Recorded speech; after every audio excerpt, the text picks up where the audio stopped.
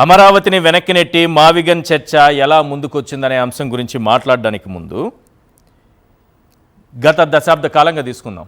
జగన్మోహన్ రెడ్డి గారి మీద ఆంధ్రజ్యోతి పత్రికలో, ఏబిఎన్ ఛానల్లో పెట్టినటువంటి డిబేట్లు, రాసినటువంటి వార్తలు, ఆయన పైన చేసిన ఆరోపణలు, ఆయన పైన చల్లిన బురద, ఆయన పైన కక్కిన విషం, ఇన్ని సందర్భాలలో కూడా ఎప్పుడూ స్పందించని జగన్మోహన్ రెడ్డి గారు ఇవాళ మొదటిసారి డైరెక్ట్గా రాధాకృష్ణ గారికి ఒక వార్నింగ్ ఇచ్చారు. స్వీట్ వార్నింగ్ అనుకోండి, చాలా సింపుల్గా చెప్పారు. నిన్ను తిప్పని స్టేషన్ అంటూ ఉండదని ఏదో అన్నారు. ఎందుకు వార్నింగ్ ఇవ్వాల్సి వచ్చింది?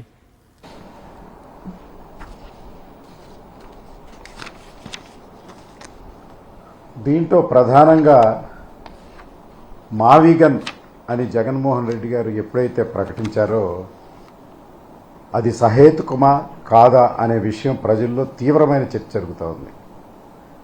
అంటే దానిలో ఉండే మెరిట్స్ ఏంటో ప్రజలు గమనిస్తున్న సమయంలో కేవలం దీన్ని డైవర్ట్ చేయాలనే టాక్టిక్స్ తోటి ఆ పదాలు తప్పని, అలా మహిళల్ని కించపరచడం తప్పని కూడా రాధాకృష్ణకి తెలిసి ఈ విషయం మొత్తాన్ని మావిగన్ విషయాన్ని గంగలో కలపాలనే కుట్ర తప్ప మరొకటి కాదు. ఇక్కడ రెండు విషయాలు. ఒకటి, ఎన్ని అవాంతరాలు వచ్చినా, ఎన్ని డైవర్షన్స్ వచ్చినా మావిగన్ని వైఎస్ఆర్ కాంగ్రెస్ పార్టీ వదిలే ప్రశ్న లేదు.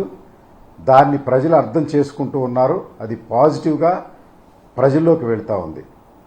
అయితే ఈ క్రమంలో మరి అది బూత్ కన్నా ప్రమాదమైనటువంటి ఆ వర్ణన వారు మహిళల పట్ల చేసింది. దాన్ని ఇంకో రకంగా చెప్పాలంటే వరస్ట్ భాషలో అది ఉచ్చరించడానికి పనికిరానటువంటి ఒక క్యారెక్టర్గా అలా వర్ణించడానికి ప్రయత్నం చేశాడు రాధాకృష్ణ. ఇదంతా కూడా తెలుగుదేశం పార్టీ డైవర్ట్ చేయాలన్న కుట్రతోటి చేసినటువంటి ప్రణాళిక. ఈరోజు రాష్ట్ర వ్యాప్తంగా అన్ని చోట్ల నిరసనలు వెల్లువెత్తాయి. పలు చోట్ల అనేక రకాలుగా వైఎస్ఆర్ కాంగ్రెస్ పార్టీ కార్యకర్తలు వినూత్నంగా నిరసన తెలియజేసి మరి ఈ కార్యక్రమాన్ని జగన్మోహన్ రెడ్డి గారు స్పందనను గమనించి వారు ఖచ్చితంగా రాధాకృష్ణకు వార్నింగ్ ఇవ్వాల్సినటువంటి అవసరం ఉంది. ఇతను మాట్లాడిన మాట 40% ఓటింగ్ కలిగినటువంటి వైఎస్ఆర్ కాంగ్రెస్ పార్టీలో ఉన్న మహిళలందరికీ కూడా తగులుతుంది. సామాన్య ప్రజానీకంలో కూడా ఇది సరైనటువంటి భాష కాదు, సరైనటువంటి వర్ణన కాదు. ఇది బూతుల్లో ఉచ్చరించలేని విధంగా పదజాలం మరి చెప్పలేం. కానీ మహిళల్ని ఆ మాదిరిగా తోలనాడారు నెట్టాను. దానిలో వారు ఎలా శిక్షిస్తారో ప్రభుత్వం వచ్చినప్పుడు చెప్పడం అంటే వైఎస్ఆర్ కాంగ్రెస్ పార్టీ కానీ, సామాన్య ప్రజానీకానికి కానీ, మహిళలకు కానీ ఒక మొరాలిటీ నిలబెట్టడం కోసం, ఒక రక్షణ ఇవ్వడం కోసం, ఒక సపోర్ట్ చేయడం కోసం వారిచ్చినటువంటి వార్నింగ్. మరి ముఖ్యంగా నేను మావిగన్ గురించి కూడా రెండు మాటలు చెప్పాలనుకుంటా ఉన్నాను. మావిగన్ అనే పదం జగన్మోహన్ రెడ్డి గారు చెప్పారేమో కానీ అది సహేతుకమా కాదా అంటే ఒకటే ఆర్గ్యుమెంట్. భారతదేశంలో ఇట్లా ఒక రాజధానికి సంబంధించి కానీ, ఇండస్ట్రియల్ కారిడార్లు కానీ, ఎకనామిక్ కారిడార్లు కానీ పలు ఊర్ల పదాలతోటి పెట్టడం అనేది కొత్త విషయం కాదు. DNGIR Dadri, Noida, Ghaziabad investment region కూడా అక్కడ ప్రభుత్వం అలాగే ప్రకటించింది.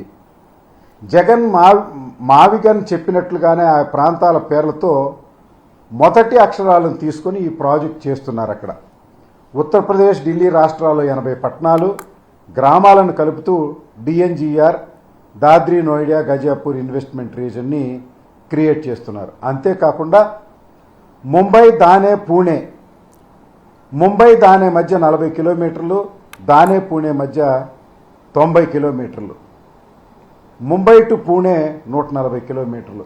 ఇక్కడ కూడా ఒక ఎకనామిక్ కారిడార్ని అక్కడి ప్రభుత్వం అభివృద్ధి చేస్తూ ఉంది. అంతేకాకుండా CKIC Chennai Kanyakumari industrial corridor south east ఏషియాలోనే అతిపెద్ద ఎకనామిక్ కారిడార్గా ఇది రూపాంతరం చెందడానికి చెన్నై ప్రభుత్వం అక్కడ ఆల్రెడీ ప్రారంభించింది. ఇట్లా చెప్పుకుంటూ పోతే అనేకం ఉన్నాయి భారతదేశంలో. AKIC 1839 కిలోమీటర్ల పరిధిలో 7 రాష్ట్రాలను కలుపుతూ కేంద్రం చేపట్టినటువంటి ఎకనామిక్ కారిడార్ ఇది. పంజాబ్, హర్యానా, ఉత్తరాఖండ్, ఉత్తరప్రదేశ్, బీహార్, జార్ఖండ్, బెంగాల్ రాష్ట్రాలు. జగన్మోహన్ రెడ్డి గారు కూడా అదే పందాలో మనం కొత్త రాజధాని నిర్మించుకోపోతా ఉన్నాం.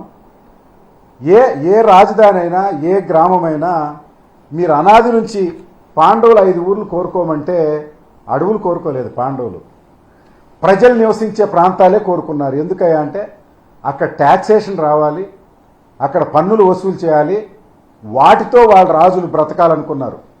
అలాగే మన రాజధాని నిర్మించాలనుకున్నప్పుడు మనకు హైదరాబాద్ పోయిందని మనం అనేక రకాలుగా బాధపడ్డాం. ఎందుకయ్యా అంటే హైదరాబాదులో ప్రజానీకం ఉన్నారు, ట్యాక్సేషన్ వస్తుంది, ప్రభుత్వాలు నడవడానికి, ప్రజలకు సేవలు చేయడానికి, ప్రజలకు అభివృద్ధి కార్యక్రమాలు, సంక్షేమ కార్యక్రమాలు చేయడానికో రెవెన్యూ జనరేట్ చేసే ఒక మేజర్ సిటీ కావాలని తప్ప హైదరాబాద్ అంటే అక్కడేదో అద్భుతాలు జరిగిపోతాయని కాదు, అక్కడేదో ఆ వాతావరణం బాగుందనేది కాదు.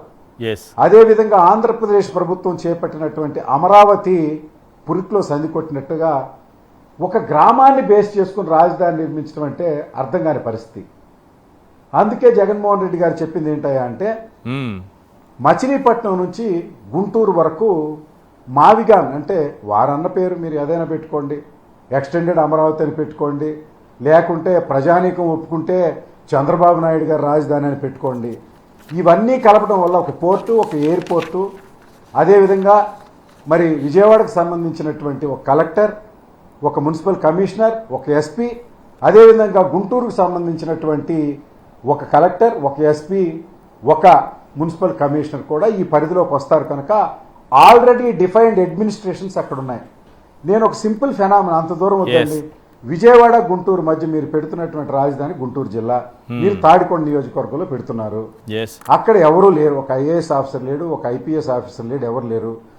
గుంటూరును బేస్ చేసుకుని మీరు గుంటూరులో ఉన్న కలెక్టర్ని, మున్సిపల్ కమిషనర్ని, లేకుంటే ఎస్పీని గుంటూరు పక్కనే ఉన్నటువంటి కాకాని దగ్గరికి షిఫ్ట్ చేసి అక్కడే పెట్టి ఎస్పీ ఆఫీసు, కలెక్టరేట్ పెట్టి greater Guntur municipal corporation or Amaravati development అని Hyderabad municipal commissioner principal secretary క్యాడర్లో ఉంటాడు, Guntur municipal commissioner joint collector క్యాడర్లో ఉంటాడు.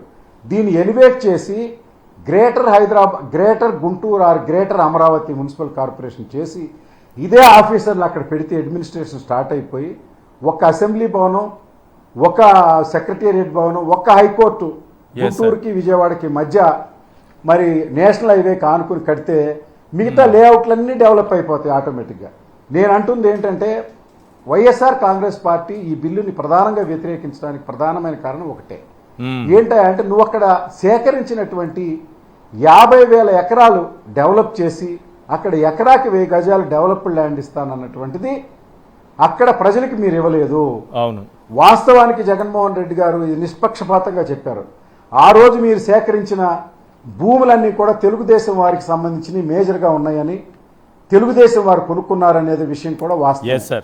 అయినా కూడా వారికి లేఅవుట్ చేసి 1000 గజాలు ఇవ్వండి అని చెప్పారు. దాన్ని కూడా మీరు ఆమోదించాల. అంటే మిమ్మల్ని నమ్ముకుని కొన్నవారు, లేకుంటే మిమ్మల్ని నమ్ముకుని ఇచ్చినటువంటి ప్రజానీకం, లేకపోతే మీరు భయపడి లాక్కున్నటువంటి భూములకి 1000 గజాలు డెవలప్ ల్యాండ్ మీరు ఇవ్వలేదు కనుక జగన్మోహన్ రెడ్డి గారు వ్యతిరేకించారు. ఇప్పటికి కూడా నేను చెప్తుంది ఏంటంటే జగన్మోహన్ రెడ్డి గారి వ్యూ ఏంటయ్యా అంటే అడ్మినిస్ట్రేషన్ క్యాపిటల్ గా విజయవాడ గుంటూరు మధ్య పెట్టండి, దాని పక్కన ఏ ఎల్ఎన్టీఓడో బీఓటీ కింద వచ్చి ఒక మెట్రో రైలు ముందు విజయవాడ వరకు వేసుకుంటాడు, తర్వాత గన్నవరం ఎయిర్పోర్ట్ వరకు ఎక్స్టెండ్ చేస్తాడు, తర్వాత మచిలీపట్నం పోర్ట్ వరకు ఎక్స్టెండ్ అవుతుంది అనేది ఇది. మీకు అక్కడ దాకా వద్దండి. రేవంత్ రెడ్డి గారు ఇప్పుడు చంద్రబాబు నాయుడు గారితో చర్చ జరుపుతున్నారు. మీకేంటో తెలుసా? అదేంటంటే హైదరాబాద్ నుంచి మచిలీపట్నంకి ఒక సపరేట్ ఎక్స్ప్రెస్ వే వేసుకుని ఒక డ్రై పోర్ట్ కట్టుకుని ఇక్కడ నుంచి ఇంపోర్ట్ అయినటువంటి సామాన్ని, సరుకుని హైదరాబాద్ తీసుకువెళ్ళాలి. అంటే మన పక్కన ఉన్నటువంటి పోర్ట్ మనం వాడుకోలేకపోతా ఉన్నాం. మీరు సేకరించినటువంటి 50,000 ఎకరాలు కూడా వృధా అని నేను చెప్పడం లేదు. ఆ 50,000 ఎకరాలు మీరు తీసుకొస్తాన్న అభివృద్ధి కార్యక్రమాలు ఉన్నాయి. రేపు మైక్రోసాఫ్ట్ వాళ్ళు వస్తారో, యూనివర్సిటీలు వస్తారో, మరి ఆయుర్వేద హాస్పిటల్ వస్తాయో, రేపు కేంద్ర ప్రభుత్వ సంస్థలు వాళ్ళకి కేటాయించండి. ప్రధాన రాజధాని కోర్ క్యాపిటల్ హైవేకి గుంటూరుకి విజయవాడకి మధ్య ఉన్న హైవేలో పెట్టి ఇక్కడుండే కలెక్టర్ని, ఇక్కడుండే ఎస్పీని, ఇక్కడుండే మున్సిపల్ కమిషనర్ని ఎలివేట్ చేసి అడ్మినిస్ట్రేషన్ పెడితే అది దేవుడు లేని గుళ్ళలాగా ఈ రోజు వరకు ఒక ఆఫీసర్ లేడు. అది రూరల్ రాజధానిగా ఉంది. కానీ రాజధాని అనేది మీరు అనుకుంటుంది 2 లక్షల కోట్ల రూపాయలు కూడా ఈశ్వర్ గారు మీరేమనుకుంటున్నారు, అది రాజధాని నిర్మాణం కాదు. అది only developmental charges for 50,000 or 1 lakh acres of land. అంటే ఒక private real estate company CD works అంటే cross drainage works, road works, sanitary works develop చేసి ఇంటి నిర్మాణం కోసం తయారు చేసే లేఅవుట్ కోసమే మీరు 2 లక్షల రూపాయలు ఖర్చు పెట్టాలనుకుంటున్నారు. మీరు రాజధాని బిల్డింగ్ ఏది కట్టడం లేదు, రాజధాని మీరేమి నిర్మించడం లేదు. ఇదంతా ఖర్చు పెట్టడానికి ఒక 20-30 సంవత్సరాలు మీ ప్రభుత్వాలు ఉంటే కంటిన్యూగా పడుతుంది. అసలు రాజధాని అనేది అక్కడ నిర్మితం కాదండి, పురుతులో సంధి కొట్టినట్టు. ఇప్పటికైనా విజయవాడ గుంటూరు మధ్య నేను చెప్తున్నది ఏంటంటే అంటే మీరు ఒకటే మాట నేను చెప్పి ముగిస్తానండి. మీరు ₹1 కూడా ఖర్చు పెట్టాల్సిన అవసరం లేదు, అక్కడ ప్రభుత్వ భూమి చాలా ఉంది. ఉదాహరణకి విజయవాడ మా రేడియో స్టేషన్కి సంబంధించిన నంబూరులో 100 ఎకరాలు ఉంది. అలాగే ఇంకా అసైన్ భూమ్స్ ఉన్నాయి, వీటిని అన్ని సేకరించండి. మీరు గుంటూరులో ఉన్నటువంటి collectorate, SP office, ZP office ఇవన్నీ తరలిస్తే ఇక్కడ లాట్ ఆఫ్ వాల్యుబుల్ ల్యాండ్ ఉంది. ఈ ల్యాండ్లో వచ్చే ఆదాయాన్నే మీరు అక్కడ రాజధాని కోర్ క్యాపిటల్ నిర్మించే అవకాశం ఉంది. జీరో ఇన్వెస్ట్మెంట్ తోటి మూడు బిల్డింగ్లు కట్టొచ్చు. ఇక్కడున్న ఆఫీసర్ని, విజయవాడలో ఉన్న ఆఫీసర్ని ఎలివేట్ చేసి అడ్మినిస్ట్రేటర్గా చేయటం వల్ల ఆటోమేటిక్గా డెవలప్ చెందుతుంది.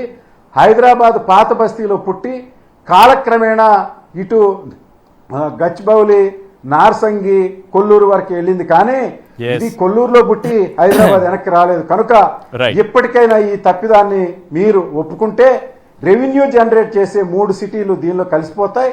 పోర్టు డెవలప్ అవుతుంది.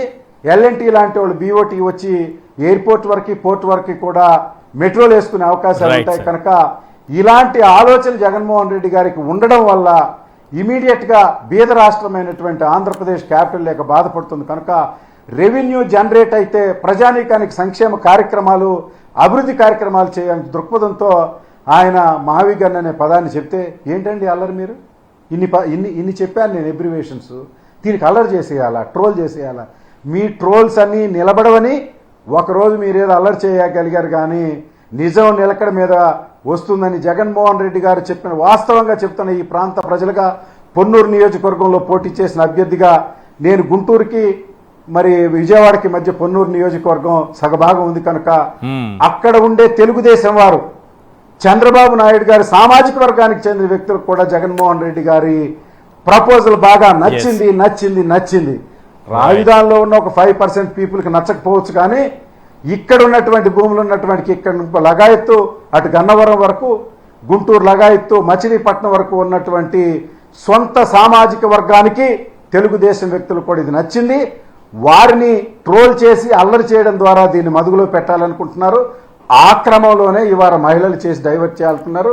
మళ్ళీ అయిపోయింది. ఈ రోజు మాకు నిరసనలు తెలియజేయడం అయిపోయింది. జగన్మోహన్ రెడ్డి గారు రాధాకృష్ణకి వార్నింగ్, రేపటి నుంచి కూడా మావిగన్ మీద విస్తృతమైన చర్చలు రాష్ట్ర వ్యాప్తంగా జరుగుతూ ఉన్నాయి. కనుక దీనిలో వైఎస్ఆర్ కాంగ్రెస్ పార్టీ నిమగ్నమయ్యి ప్రజానీకాన్ని ఒప్పించి భవిష్యత్ ముఖ్యమంత్రి జగన్మోహన్ రెడ్డి గారి చేత ఈ ప్రాజెక్ట్ ఇంప్లిమెంట్ చేసే విధంగా వైఎస్ఆర్ కాంగ్రెస్ పార్టీ ప్రజలు కూడా భావిస్తూ ఉన్నారని నేను మీకు మనవి చేస్తున్నాను.